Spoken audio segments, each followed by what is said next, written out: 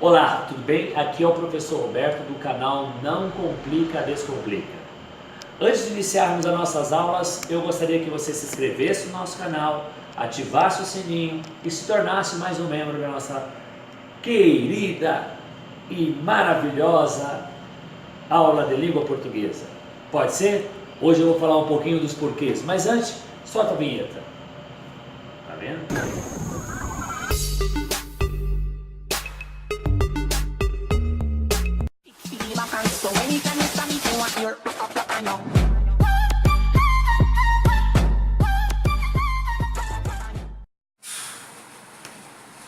Estou diante de um texto dissertativo argumentativo.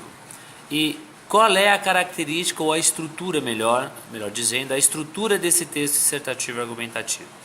Primeiro, ele tem que ter uma introdução, um desenvolvimento e uma conclusão. Esse texto ele tem 4 parágrafos, sendo que o primeiro é uma introdução, o segundo e o terceiro, desenvolvimento, e o quarto parágrafo é a conclusão. Na introdução eu vou defender, eu vou apresentar, na verdade, a minha tese.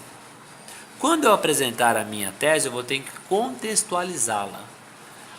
Muito bem. Por que contextualizá-la? Para deixar o leitor ciente do que você vai defender. Bom, há fluxos migratórios de pessoas desde o Paleolítico. No entanto, as suas causas foram alterando-se no decorrer dos tempos.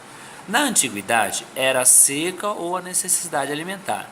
Na Idade Média, a religião e na Idade Moderna e Contemporânea, o trabalho. Sendo as guerras um fator comum em todos os períodos supramencionados, o Brasil é um dos países que mais recebeu e ainda recebe imigrantes das mais diversas nacionalidades, desde o século XVI. Bom, primeiro, aqui a tese é a posição crítica acerca da questão. Que questão é essa? Da imigração. Combater ou não combater? Veja que o título já começa a interlaçar, a ser costurado com o texto, tá ok? Bom, primeiro eu estou diante de uma contextualização. Veja que o autor desse texto falou de uma maneira mais histórica. Ele trouxe a Idade Média, a Antiguidade e a Idade Moderna. Por que ele trouxe a Antiguidade? Porque o ser humano corria por causa da seca. A seca era o principal fator da imigração, da fome, a seca, as guerras e etc. e tal.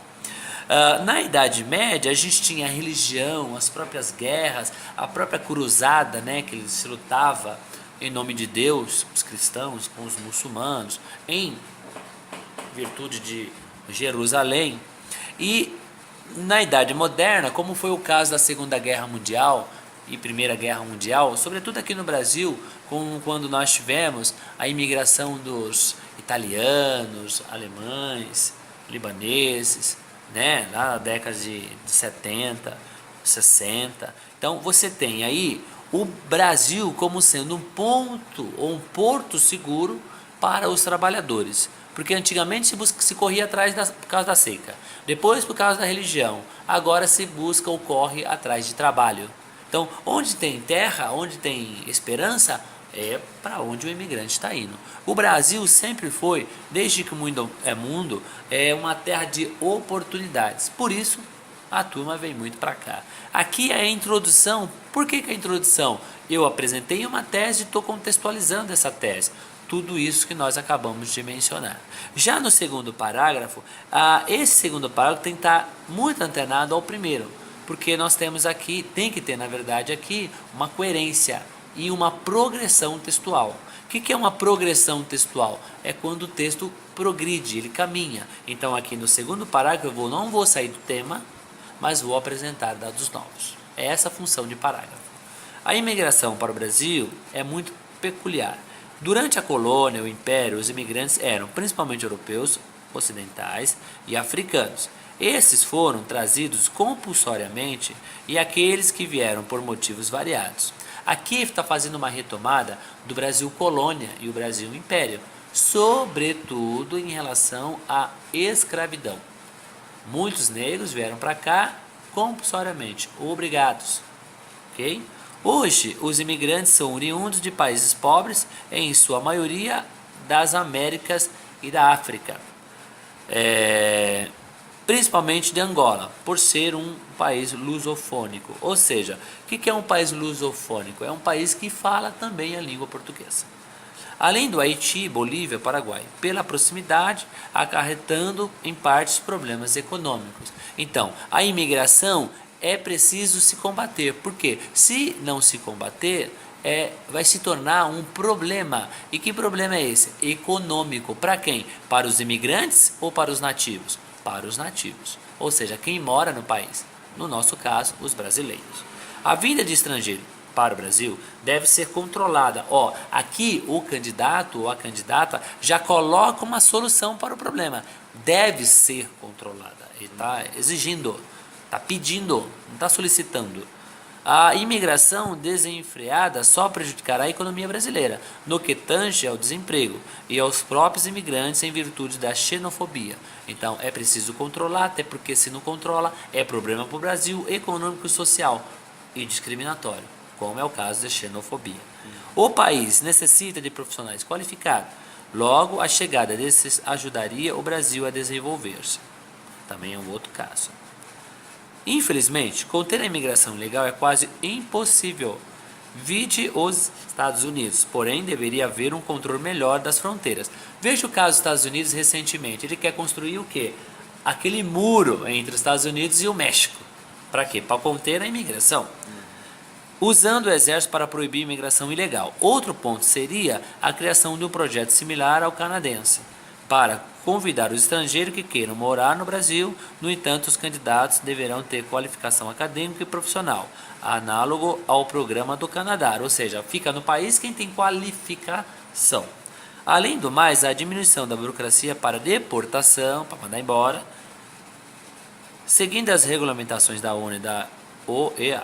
Com todas essas medidas perpetradas, ou seja, feitas, serão assegurados os empregos dos brasileiros e o desenvolvimento nacional. Ou seja, se coibir, se controlar, se tiver atenção em relação a isso, certamente haverá uma seguridade, um seguro aos brasileiros. No quê?